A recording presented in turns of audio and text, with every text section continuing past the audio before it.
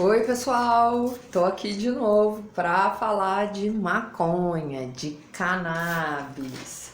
Bom, para quem não me conhece, eu sou a Ana Carla, eu sou idealizadora do Coletivo Cotidiano Canábico BR, que é um canal que tem o intuito de trazer informações sobre o cotidiano dos usuários de cannabis no Brasil, sejam eles adulto recreativo, terapêuticos ou medicinais.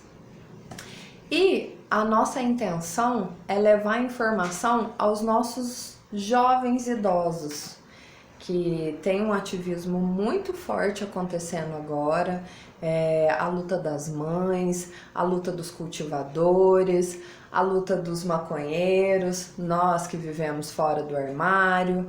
Só que o que eu tô fazendo aqui lógico que caminha junto com todas essas lutas que eu falei, mas o intuito é informar os meus amigos da terceira idade, porque eu sei que eles são os que menos têm acesso a essas informações, por conta de não estarem nas redes sociais, por conta disso não ser noticiado na Globo, não estar nos jornais.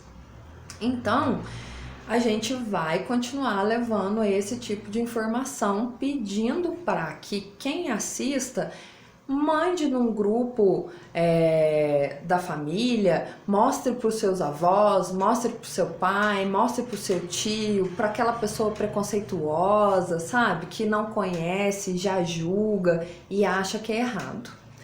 Enfim, vamos ao que interessa então. O vídeo de hoje a gente vai estar falando sobre o sistema endocannabinoide, o nosso sistema endocannabinoide. E antes de estar falando do sistema endocannabinoide, queria estar puxando a lembrança para outros sistemas que a gente tem no nosso corpo, porque todo sistema tem uma função e com o sistema endocannabinoide não é diferente. Então, se eu falo sobre o sistema respiratório, a gente logo vai lembrar do quê? Dos nossos pulmões. Se eu falo do nosso sistema cardiológico, cardíaco, o que eu tô falando? Do nosso coração, e a função dele é o quê? Levar sangue, bombear sangue por todo o nosso organismo. Se eu falo de sistema nervoso central, a gente já vai associar o nosso cérebro e todas as funções que ele tem. Então, para falar do sistema endocannabinoide, é bom que a gente conheça um pouco da história, porque o sistema endocannabinoide, ele é muito jovem. Ele foi descoberto no final do último século e os estudos se iniciaram lá em Israel com um químico israelense, lógico, em Israel, que ele e sua equipe começaram a isolar as propriedades que tem na planta, na maconha. Então, o que eles fizeram? Inicialmente, eles isolaram o THC, o CBD e o CBN, que são três canabinoides, um dos três canabinoides mais conhecidos da planta, porque tem mais de 470 canabinoides, entre outras propriedades.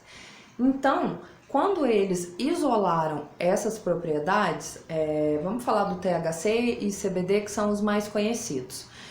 Então, quando eles isolaram isso, anos depois, muitos anos depois, na década de 90, eles encontraram receptores para essas propriedades que eles tinham encontrados nas plantas.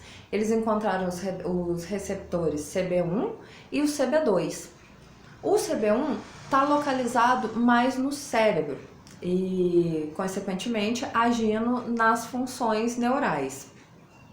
E o CB2 está nas partes periféricas, nos órgãos do pescoço para baixo. E também tem participação no nosso sistema imunológico. E com essas descobertas, ainda na década de 90, eles descobriram que, além dos canabinoides, os fitocannabinoides encontrados nas plantas, que se ligavam a esses receptores do nosso organismo, nós também produzimos endocannabinoides. Os endocannabinoides que foram descobertos foram a anandamida e o 2-AG. O 2-AG tem um nome assim bem complicado, eu não vou conseguir pronunciar. E quando esses endocannabinoides se ligam a esses receptores, eles produzem o mesmo efeito que quando os fitocannabinoides se ligavam nos receptores CB1 e CB2. E foi assim que descobriram o sistema endocannabinoide. Mas só na década de 2000, não existe, foi só nos anos 2000 que eles realmente reconheceram o sistema endocannabinoide como um sistema da fisiologia humana, não só humana, dos mamíferos, porque os animais também têm sistema endocannabinoide. Então, quando a gente fala de sistema endocannabinoide, qual que é a função do sistema endocannabinoide? A função do sistema é manter o equilíbrio entre todas as funções fisiológicas, porque a partir do momento que a gente tem receptores por todo o nosso corpo, quer dizer que a planta ou os endocannabinoides vai estar agindo em todo o nosso corpo. Bom, e assim como qualquer outra função do nosso corpo, ela tende a diminuir a sua função ou realmente parar a sua produção de determinadas substâncias que o nosso corpo produz, assim também funciona com o sistema endocannabinoide. Então, a partir de uma certa idade, o sistema já não produz tantos endocannabinoides. E aí entra a maconha, aí entra o uso medicinal da maconha ou da cannabis, que é a mesma planta. Então, além de proporcionar esse equilíbrio entre o sistema fisiológico, entre todos os sistemas do nosso corpo, o que acontece? Quando o sistema endocannabinoide tende a estar em desequilíbrio, as doenças aparecem. E se a gente já está doente, isso é sinônimo de que provavelmente o nosso sistema endocannabinoide não está funcionando direito. Ai, o que você está falando? Então eu vou parar de usar medicamento tradicional e vou usar maconha. Não e é. Por quê?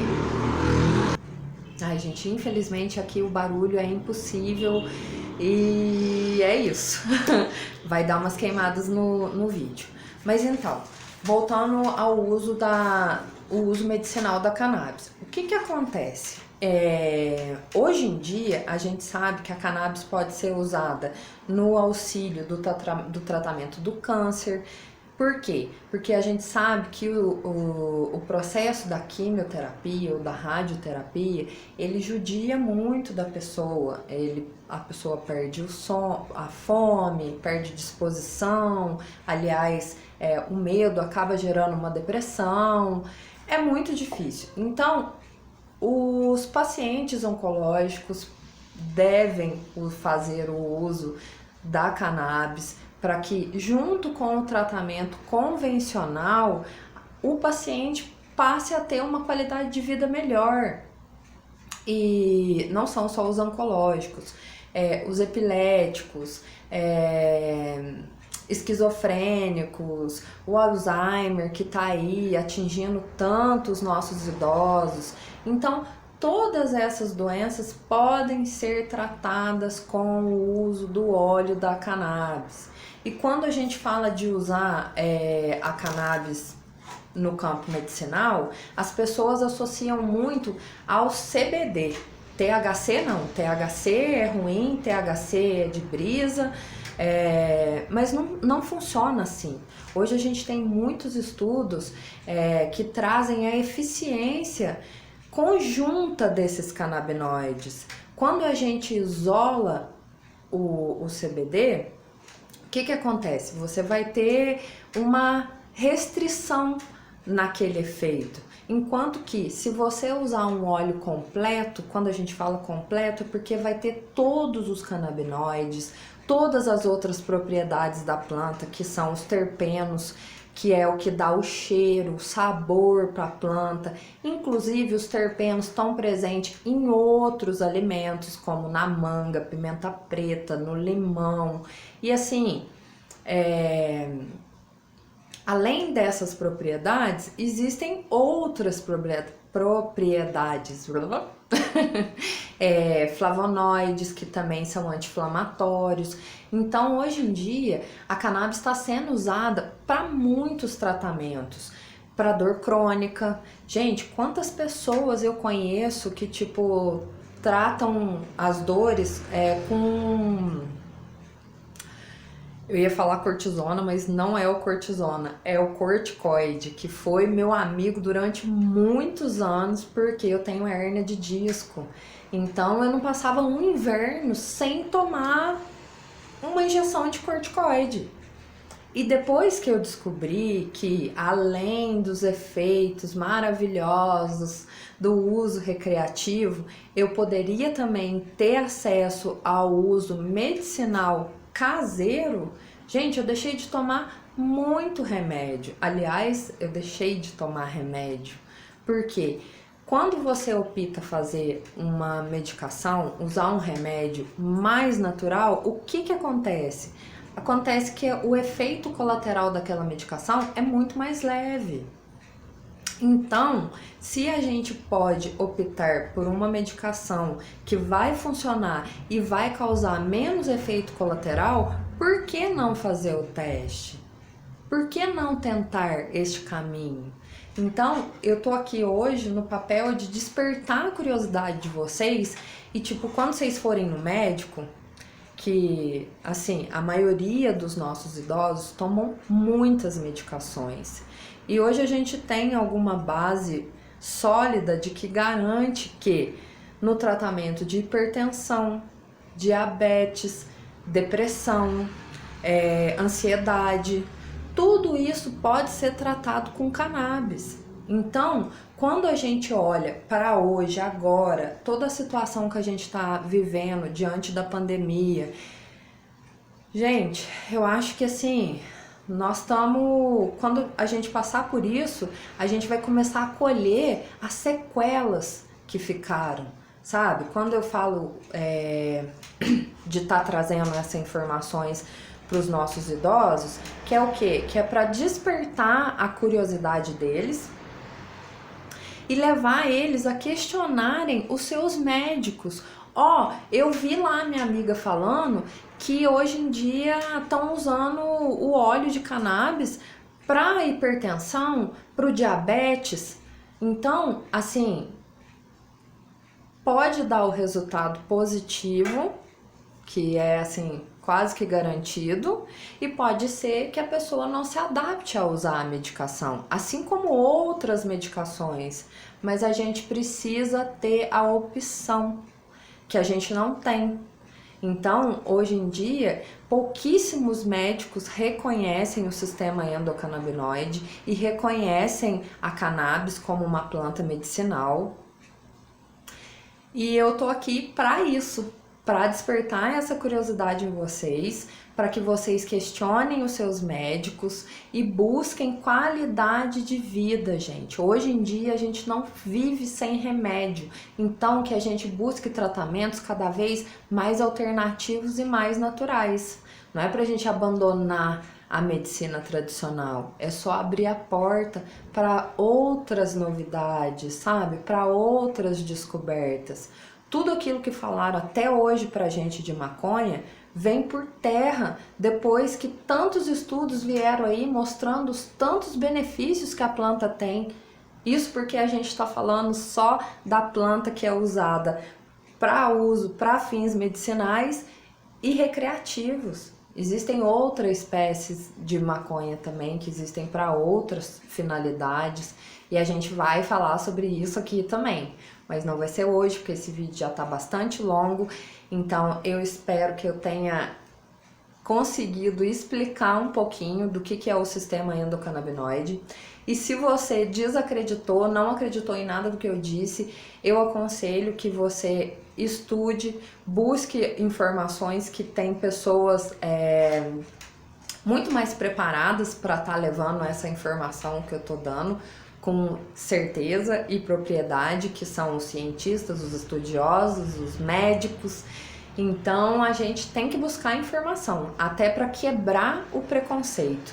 Porque enquanto usuária recreativa, eu tô aqui compartilhando um conhecimento que, graças a Deus, eu não tenho utilizado, porque esse uso medicinal eu uso como prevenção e não como necessidade de estar tratando alguma patologia. E tem um outro exemplo na minha vida, que é a minha avó, que é uma outra história, mas eu vou só resumir. Ela optou por aceitar experimentar o óleo caseiro, que eu já estava fazendo uso. Então, houve uma melhora na qualidade de disposição dela muito generosa, muito grande, e é muito bom ver isso. E eu vou trazer ela aqui para bater um papo comigo e apresentar ela para vocês, para que ela mesma diga a vocês sobre o que ela pensa, sobre o que mudou, se ajudou ou não isso na vida dela.